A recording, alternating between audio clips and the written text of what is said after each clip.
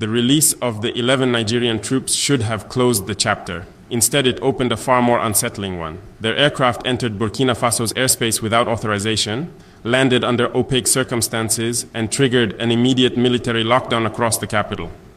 For a region already strained by fractures between ECOWAS and the Sahel states, the timing could not have been more dangerous.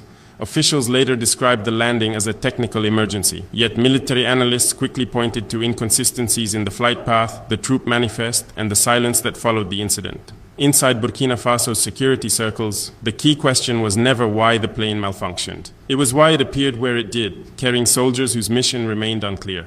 Releasing the troops was not a sign of weakness, it was a strategic decision made after a rapid intelligence assessment and a message to every external power watching West Africa's new alignment take shape. The soldiers returned home, but the doubts, the suspicions, and the geopolitical ripples stayed behind. And those ripples are now shaping the real story. I speak to you today because the incident involving the 11 Nigerian troops did not appear out of nowhere. In our region, nothing happens without a chain of actions beneath the surface. When that military aircraft entered our airspace without authorization, every alarm we had built for the protection of our sovereignty activated at once. As president, I do not have the luxury of assuming good intentions. I must defend the integrity of our land, our people, and our future. When my commanders informed me that the plane had landed in Ouagadougou, I asked one question. Are we dealing with an accident or a mission that was never declared? That question shaped every decision that followed. The soldiers were detained, questioned, and assessed. Not because we sought confrontation, but because Burkina Faso has reached a point where we allow no room for uncertainty. The Sahel is under pressure from every direction. Any mistake can open the door to destabilization. People outside our borders saw the release of the troops as the end of the matter. They were wrong. What happened inside our operations room was far more revealing. The inconsistencies in the flight report, the unusual route, the silence from those who should have informed us ahead of time.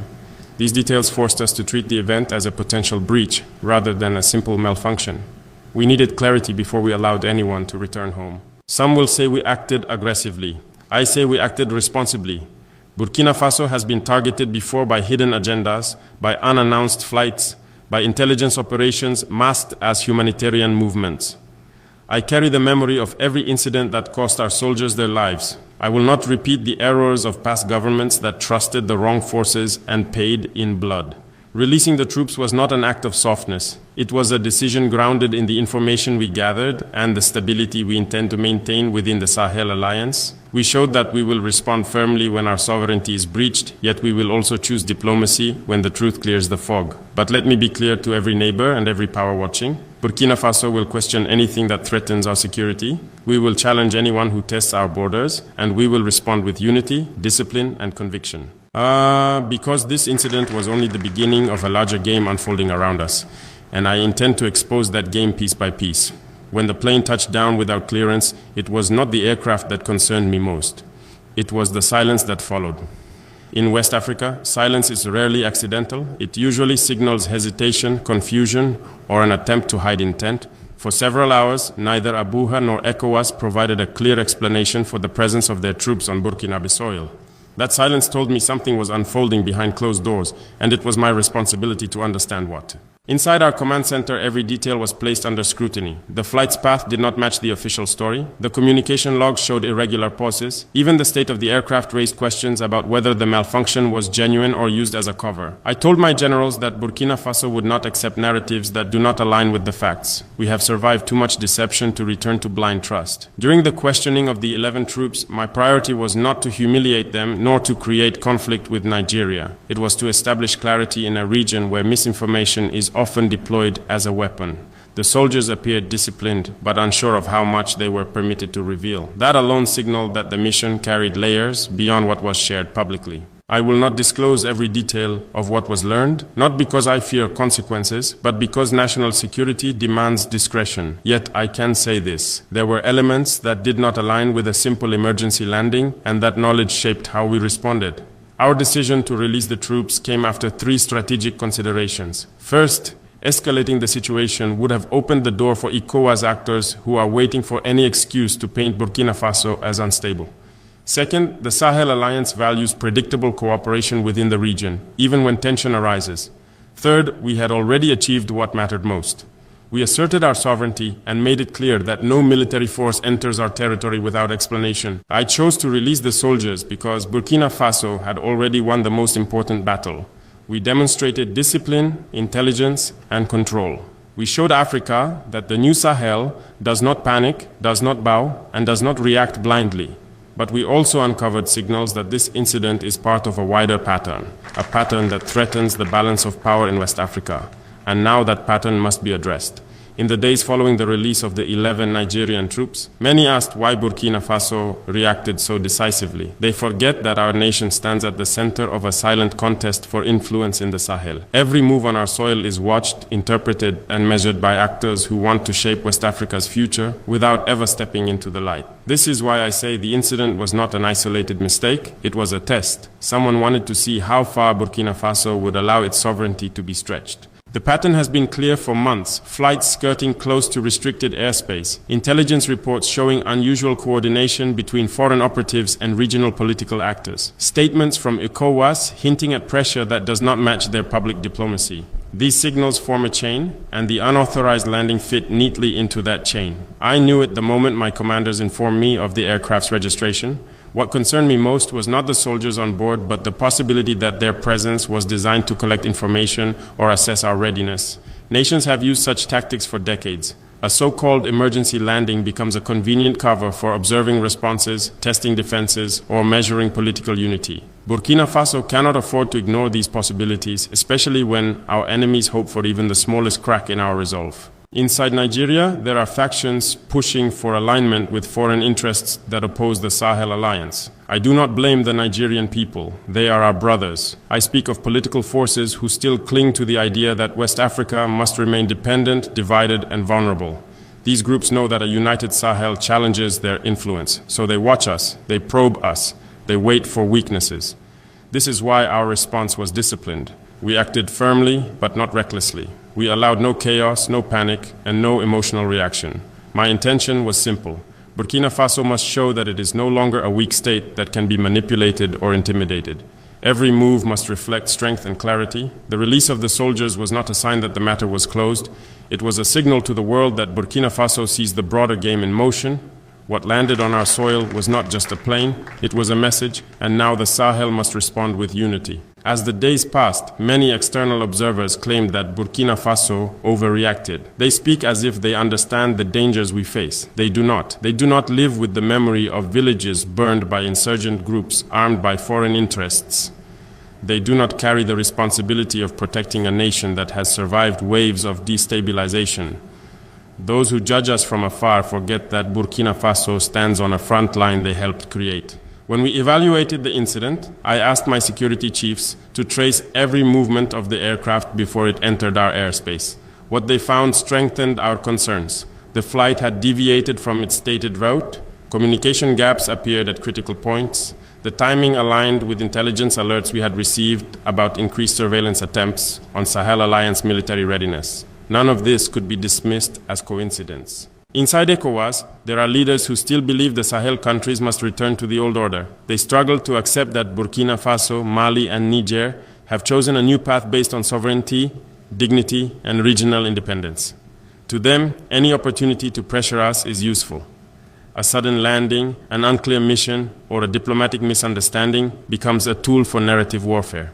I am not blind to this game, and I refuse to let Burkina Faso become a pawn again. Our people have changed. They no longer accept leaders who bow their heads while foreign soldiers cross our borders without explanation. They expect us to defend this land with courage and discipline. That is why our reaction was firm. It was not aimed at Nigeria as a nation. It was aimed at the forces that benefit from confusion and weakness. We will not give them that satisfaction.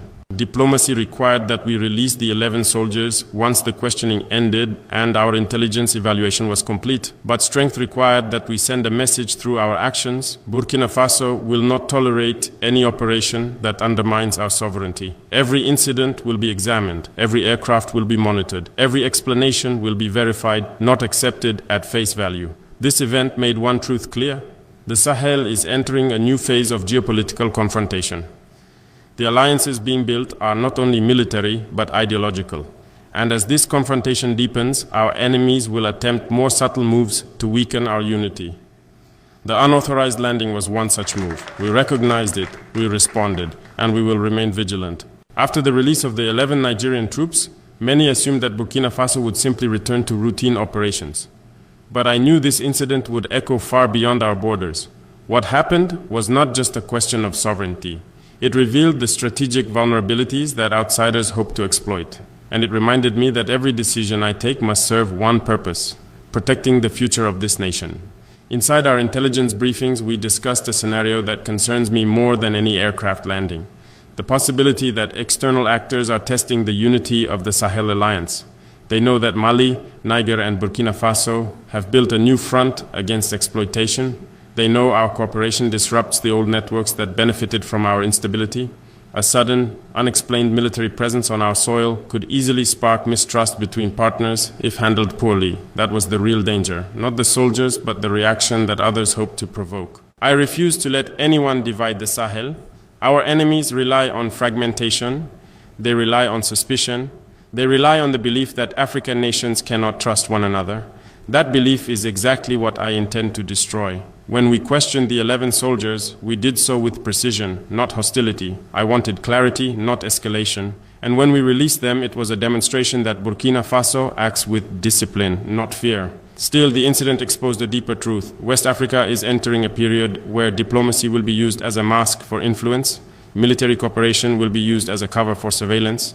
Humanitarian gestures will be used to disguise political pressure. I have seen these tactics before. They cost lives, they weaken nations. I will not allow them to return. Our people deserve a leadership that anticipates threats before they fully appear. That is why we are strengthening our air defenses, improving regional coordination, and building a security doctrine that protects our skies as firmly as our borders. No unauthorized aircraft should ever reach our soil again without immediate accountability. The release of the troops was not the end. It was a reminder that Burkina Faso must always be ready to question, ready to analyze, ready to respond. Because in this new era of West African politics, the real battles begin long before a shot is fired. In the discussions that followed the incident, I heard many voices outside Burkina Faso insisting that our reaction created unnecessary tension.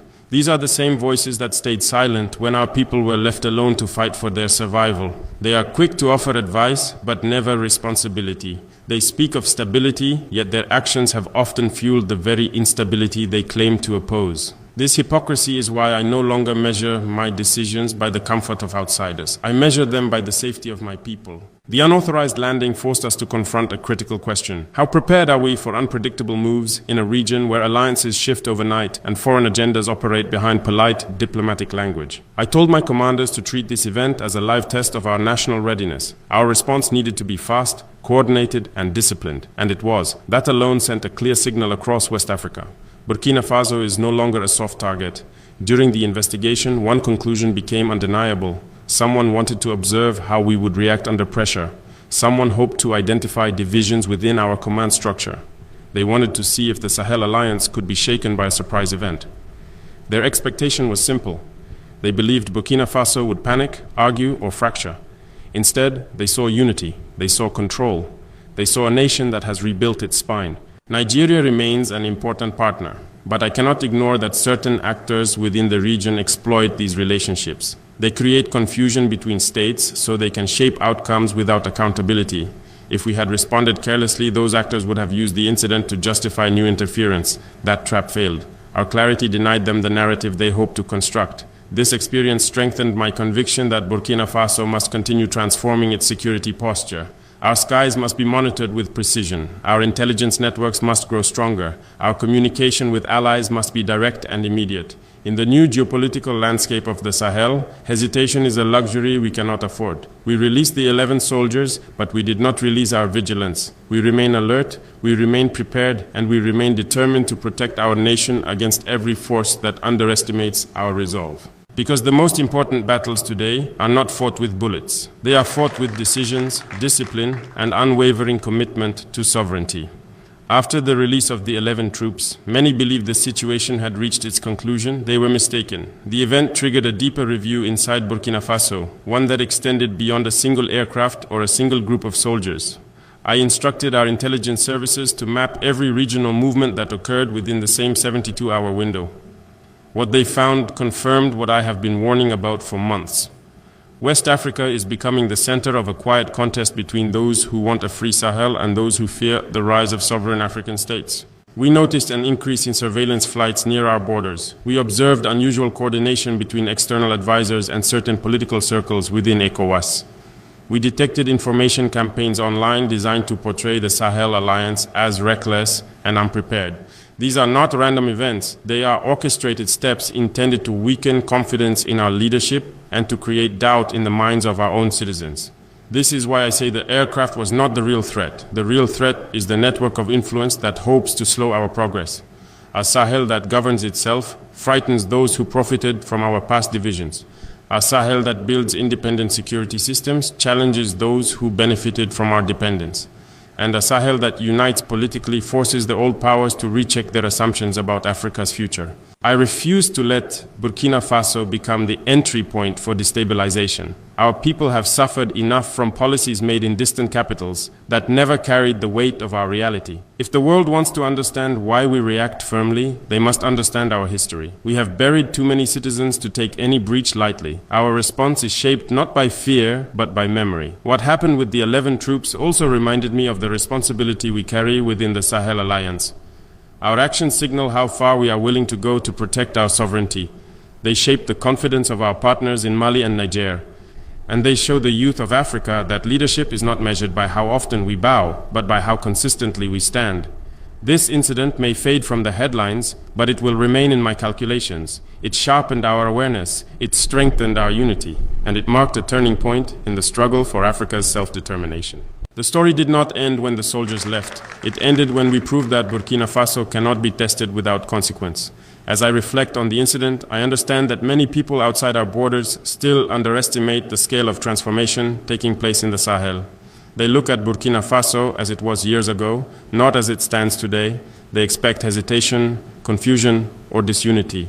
But the new Burkina Faso is driven by a clear purpose. We protect our independence with discipline, and we confront strategic threats with clarity. The unauthorized landing forced the world to see this new posture, whether they were ready or not. The release of the 11 troops was only the visible part of our response. The deeper work happened behind closed doors. We strengthened our chain of command. We reviewed our air surveillance protocols. We increased cooperation with our partners in Mali and Niger. We upgraded the communication systems that alert us to possible infiltrations. These measures were not designed for a single incident. They were designed for the new geopolitical environment rising across the Sahel. I know that some actors hoped this event would shake our internal confidence. They believed a surprise landing would expose weaknesses or divisions. Instead, they witnessed something they did not expect. They saw a nation that responds rapidly, evaluates calmly, and decides with purpose. They saw a military that no longer waits for instruction from foreign advisors. They saw intelligence services that think independently and refuse to be misled by surface explanations. This is the Burkina Faso I have been working to build, a nation that understands the cost of past vulnerabilities and refuses to repeat them. Our people have endured years of conflict. They have carried the weight of decisions made by leaders who traded sovereignty for comfort. Today, we choose a different path. A harder path, but a dignified one. The 11 soldiers were never the enemy. The real challenge is the strategy behind the incident, the calculations hidden beneath diplomatic language, and the efforts to measure our readiness. I want every foreign power to understand this. Burkina Faso does not fear engagement, but we will not tolerate disrespect. We welcome cooperation, but we reject manipulation. We stand open to dialogue, but we will not kneel. This incident revealed who is watching us, who is testing us, and who is preparing for the next move. And it confirmed that Burkina Faso must remain alert.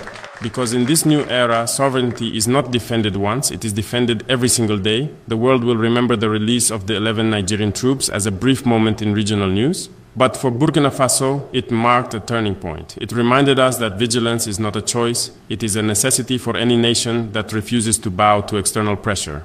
The Sahel has entered a new chapter, and every decision we make carries weight far beyond our borders. I want our people to understand this clearly. The strength we showed was not for a single day, it was for the future we are building. A future where no foreign force decides how we defend our land.